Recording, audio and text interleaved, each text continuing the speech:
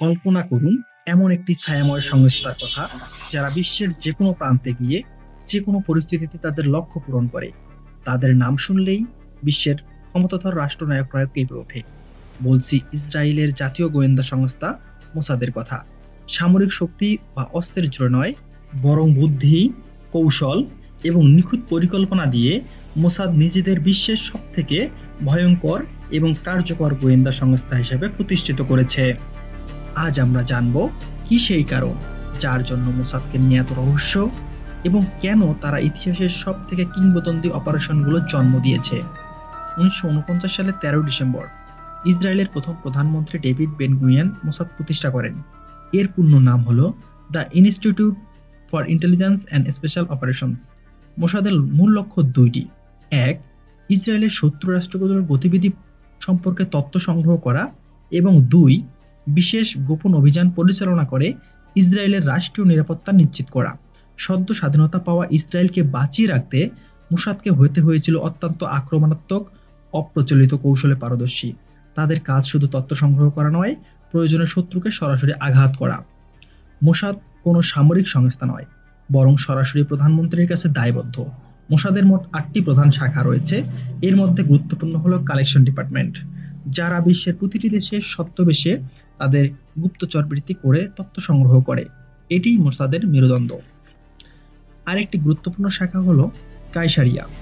এটি মোসাদের special operation unit. ইতিহাসে যতগুলো হাই প্রোফাইল গুপ্ত হত্যা ও অপহরণের ঘটনা ঘটেছে তার বেশিরভাগই এই শাখার কাজ। এছাড়াও ল্যাব নামে একটা শাখা আছে যা মনস্তাত্ত্বিক যুদ্ধ ও প্রোপাগান্ডা পরিচালনার দায়িত্বে থাকে। মোসাদের এজেন্টরা ক্যাচা নামে পরিচিত। তারা কঠোর প্রশিক্ষণ এবং ছদ্মবেশ ধারণে পারদর্শী। তাদের জীবন কাটে একটি ছদ্ম পরিচয়ের আড়ালে, যেখানে সামান্য ভুলও তাদের জীবন কেড়ে নিতে পারে। মোসাদের কিংবদন্তি হওয়ার পেছনে রয়েছে তাদের শ্বাসরুদ্ধকর কিছু অপারেশন। চলুন তাদের মধ্য থেকে কিছু অপারেশনের কথা জেনে নেই। অপারেশন ইকেড।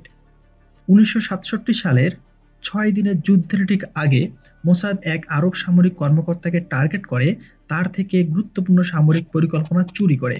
এই তথ্যের ভিত্তিতেই ইসরায়েল অতর্কিত হামলা চালিয়ে মিশরীয় বিমান বাহিনীকে পঙ্গু করে দেয়।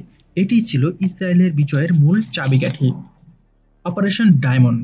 1966 সালে মোসাদ ইরাকের একজন পাইলটকে অর্থের বিনিময়ে রাজি করিয়ে বিশ্বের অন্যতম আধুনিক যুদ্ধবিমান মিগ-21 ইসরায়েলে নিয়ে আসে। এর ফলে ইসরায়েল সোভিয়েত প্রযুক্তির দুর্বলতা খুঁজে বের করতে সক্ষম হয়। এটি গোয়েন্দা ইতিহাসের এক বিস্ময়কর কীর্তি। 1966 সালে উগান্ডার এনটেবে বিমানবন্দরে অপহৃত ইসরায়েলিদের উদ্ধারের জন্য মোসাদ ও ইসরায়েলি কমান্ডোরা 1000 মাইলের বেশি দূরত্ব অতিক্রম করে অত্যন্ত ঝুঁকিপূর্ণ একটি উদ্ধার অভিযান চালায়। পুরো অপারেশনটি মাত্র 90 মিনিটের ছিল, যা সামরিক ইতিহাসে এক বিরল উদাহরণ। মোসাদের সাফল্যের গল্পের উল্টো পিঠে রয়েছে অনেক বিতর্ক এবং অনেক ব্যর্থতার কালো দাগ। আসুন এর মধ্য থেকে কিছু জেনে নেই। লিলেহ্যামার অ্যাফেয়ার। 1973 সালে নরওয়ের লিলেহ্যামারে মোসাদ ভুল করে এক সাধারণ মরক্কান ওয়েটারকে ব্ল্যাক সেপ্টেম্বরের সদস্য মনে করে হত্যা করে। এতে আন্তর্জাতিকভাবে ইসরায়েলকে চরম সমালোচনার মুখে পড়তে হয়। অন্যান্য বিতর্কগুলোর মধ্যে রয়েছে গুপ্ত হত্যার অভিযোগ, কূটনীতিকদের উপর নজরদারি বা বিদেশি এজেন্টদের ফাঁসানোর অভিযোগও উঠেছে মোসাদের বিরুদ্ধে। এই ধরনের অভিযান আন্তর্জাতিক আইন ও অন্যান্য দেশের সার্বভৌম লঙ্ঘন করে বলে সমালোচকরা মনে করেন। একবিংশ শতাব্দীতে মোসাদ এখন শুধু সশরীরে গুপ্তচর ভিত্তিতে সীমাবদ্ধ নেই। তারা অত্যাধুনিক সাইবার যুদ্ধ এবং সার্ভেলেন্স টেকনোলজিতে মনোযোগ দিচ্ছে। ইরান ও পারমাণবিক শক্তি তাদের অন্যতম প্রধান লক্ষ্য।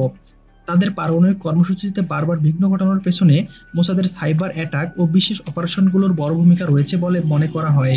আধুনিক মোসাদ হলো হাইটেক গোয়েন্দা ও পুরনো স্টাইলের গুপ্তচর বৃত্তির এক নিখুঁত মিশ্রণ। মোসাদ একটি রাষ্ট্রীয় প্রতিষ্ঠান হলেও তারা চলে গল্পের মতো রহস্যময় উপায়ে। তারা নিজেদের দেশের জন্য নায়ক, কিন্তু শত্রুদের জন্য তারা এক মূর্তিমান আতঙ্ক। তাদের ইতিহাস বলে যে ইসরায়েল টিকে আছে শুধু তাদের সামরিক শক্তির জোরে নয়, বরং এই ছায়াময় সংস্থার ভয়ঙ্কর কৌশলের জোরে। মোসাদ নিয়ে আপনার মতামত কি? তাদের সব থেকে রোমাঞ্চকর অপারেশন কোনটি? নিচের কমেন্টে জানাতে ভুলবেন না।